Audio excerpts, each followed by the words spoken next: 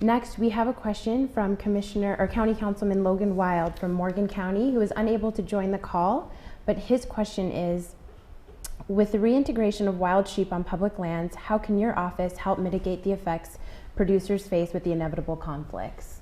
Okay, I'm grateful for this question from County Councilman Logan Wild.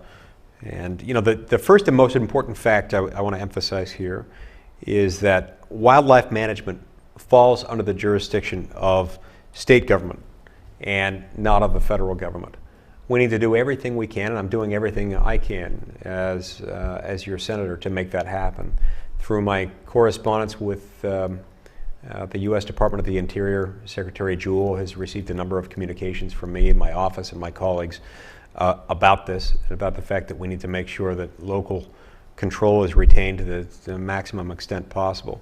And also that we need to make sure that we protect the rights of all the stakeholders here.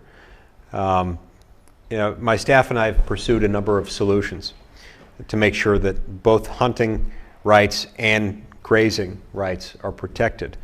The Public Lands Initiative that I'm proud to be a part of, along with Congressman Rob Bishop, has some provisions that identify places where various sheep and bighorn ram ranges will be.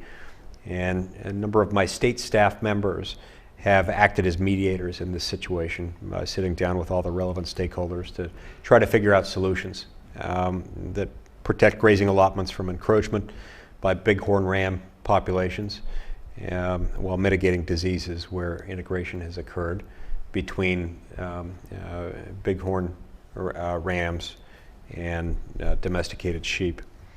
And a few stakeholders that my staff has worked with include state veterinarians, the Utah's Department of Agriculture, the Wool Growers Association, the U.S. Forest Service, Division of Wildlife Resources, the Farm Bureau, sheep grazers, and the counties.